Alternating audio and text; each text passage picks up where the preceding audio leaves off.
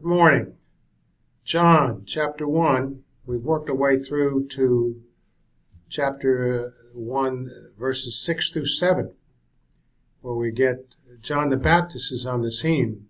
This chapter, John chapter 1, works quickly, and it's got a great percentage of the doctrines of the faith. Let's look at John chapter 1. You study this carefully, master it, John 1, and you have quite a bit of testimony you can give to the rest of the world.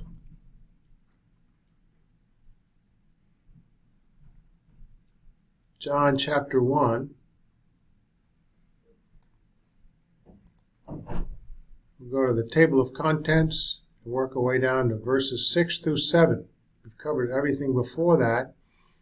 Amazing context. Doctrines of the faith.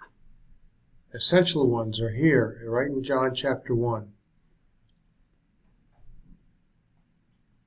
Here are the verses, 6 through 7. John the Baptist, there came into being a man having been sent from God whose name is John. This man came for a witness, to bear witness of the light, that all through him, the light of men, the life, the word, John 1, 1 through 4, might believe. See how important it is to go through the first 5 verses before you get here so you can carry the context forward. So in John 1, 6 to 7, in verses 6 and 7, author John begins with the phrase, there came a man, using the Greek verb egenito, meaning there came into being a man, as opposed to using the verb en, rendered was, which describes the word in verses 1 to 2 and 4, which portrays an eternal, uncreated, pre-existent existence exclusive to God alone, the Word.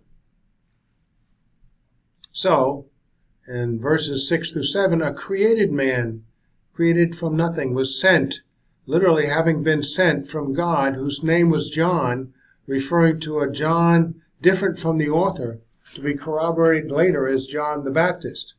So John was sent from God, in the sense of before John came into being, to bear witness to men of the light, the life, temporal and eternal, the Word, eternal Creator, God, that all men through him, the light, might believe in order to have an eternal life relationship with God.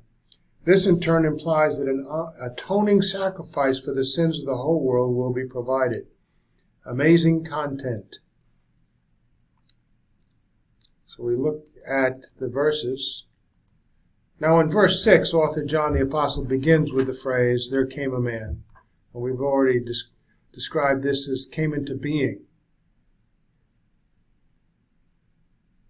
Whereupon author John used the Greek verb egenito twice and gegonen once, rendered came into being and has come into being, respectively from the infinitive genomai in verse 3 to indicate all created things. The word is not created, that's why we didn't use that word.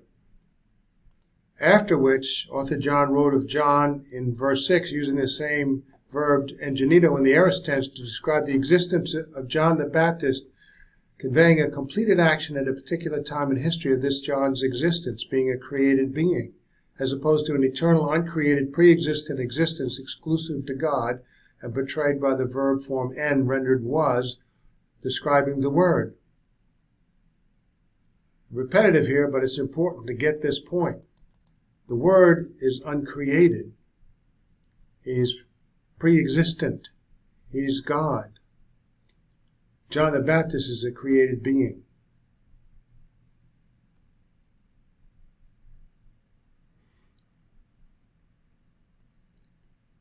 Now, look at John 1:23 and Isaiah 43. John 1:23 is he, John the Baptist, said, I am the voice of the one crying in the wilderness, make straight the way of the Lord, as the prophet Isaiah said. And we look at Isaiah 43, the voice of one crying in the wilderness, prepare the way of the Lord, make straight in the desert a highway for our God. So John 1:7, after 1:6 declares, this man came for a witness, to bear witness of the light, that all through him might believe. There's the gospel. So, since the light is referred to in verses 4 and 5 as follows, in him, referring to the Word, was life, and the life, temporal and eternal, was the light of men, and the light shines in the darkness, and the darkness did not comprehend it, then the light is the Word, eternal Creator, the life, the source of physical and eternal life, God.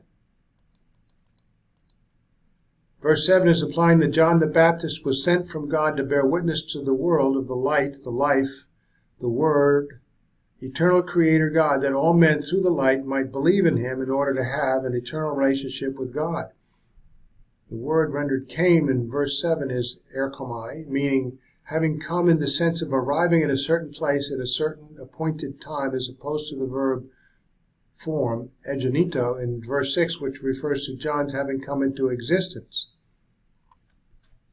So in the case of John 1:7, the word rendered witness is defined as the one who was appointed by God, hence certain to be qualified to testify as to who the light of men, the Word, the life was, and that through all through him, the light might believe in him and have eternal life. So Jesus Christ has been personified as the Word, the light, the life.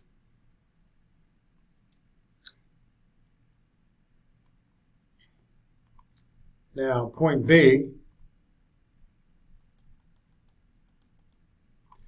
Long after the beginning of creation, at the time of John the Baptist, the Word, the light, began a unique revelation of himself to men, so that John the Baptist could bear witness to men of him, that all men could readily encounter him, choose to know him, hence understand who God is, and believe in him unto an eternal life relationship with God.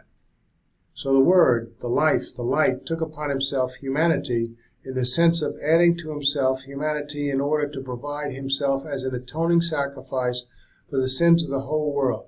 This implies that from the beginning, men characteristically did not believe in him and did not have an eternal life relationship or any relationship with God at all. Men have characteristically and willfully alienated themselves from God because of their sins.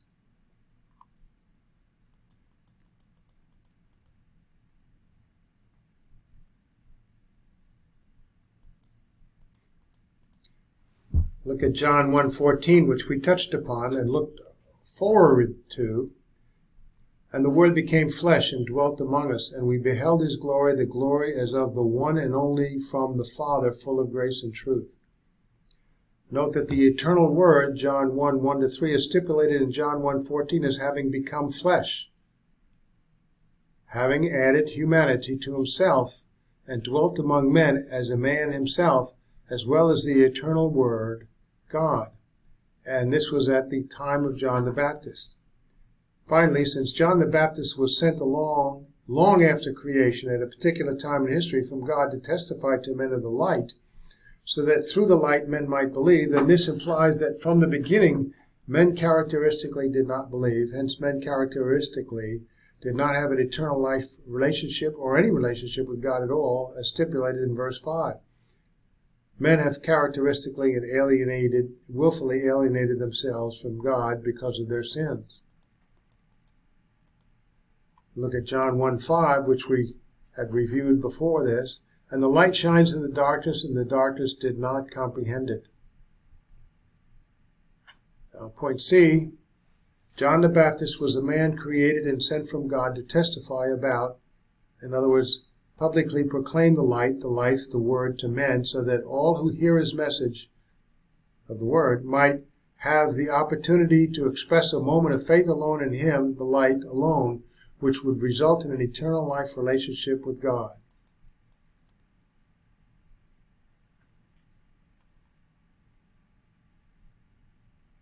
So by believing in him, it is implied that one will receive eternal life.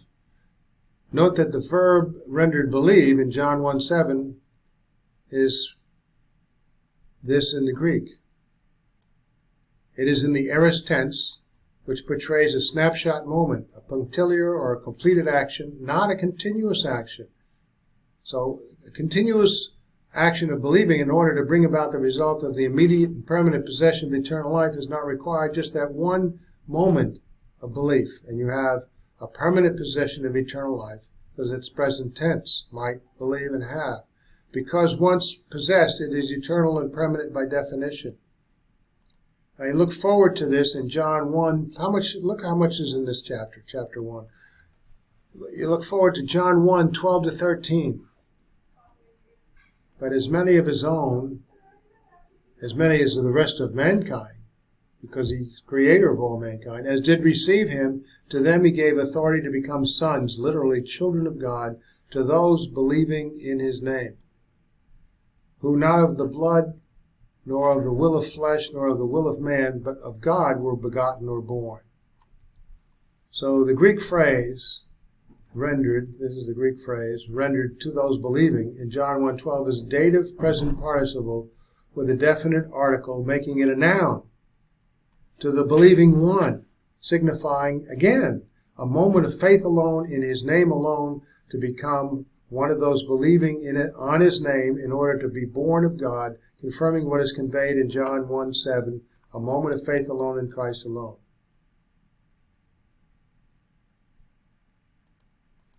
So John 1:12 to 13 implies that men are characteristically not born of God when they are physically born, hence are not children of God in an eternal relationship with God. God has created all creation, all men, all creation. But that doesn't mean that everybody's in the family of God. Only those, according to this passage, who believe on his name meaning on his reputation and his promise to provide eternal life through a propitiation for sins. And he will follow through because he is God. His promise is good.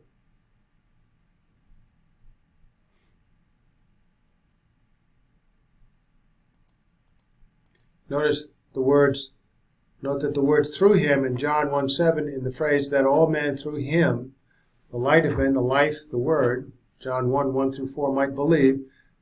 Those words do not refer to John the Baptist as some suggest. For John barely lived one generation in a local area of the world and would not have witnessed of the light to all men throughout history, as the verse implies. Furthermore, for John to bear witness of the light, he must testify about the light, the life, the source of life to all men, which testimony must be that it is through the light that one is to believe and receive eternal life, and not through John himself. This is corroborated later in John 1:12 to 13, which is quoted above. So it is evident that the pronoun rendered him in the phrase believe through him refers to the word, the light, the life, temporal and eternal creator God, the source of eternal life, and not to John the Baptist. John the Baptist is therefore not the agent through whom an individual believes unto eternal life. Why people mistake that, I don't know. So there you go, John 1 to 6.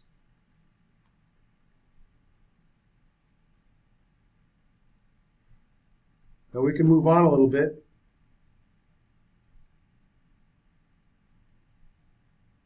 John 1 to 6 to 7. John 1:8 it says that John the Baptist was not the light, but that he might testify about the light. So John himself testifies that he was not the light, the word. He came only as a witness to the light. So the author, John, the writer and apostle, emphasizes in verse 8 that John the Baptist was not the light, the word, the light, but a messenger of the light, according to Isaiah 43. Evidently, this has in view the possibility that some may consider John as the light instead of one whose godly purpose was to bear witness to the light. Notice that this implies that John the Baptist's appearance and actions might be perceived as identifying him as the light, and the Pharisees attempted to find out who he was, too. This implies further that the light's form and actions in the time of John the Baptist included, but were not limited to, those of a man. Okay, so we're pretty much done with that. We can move on next to, from verse 9 on, focusing back on the true light that gives light to every man.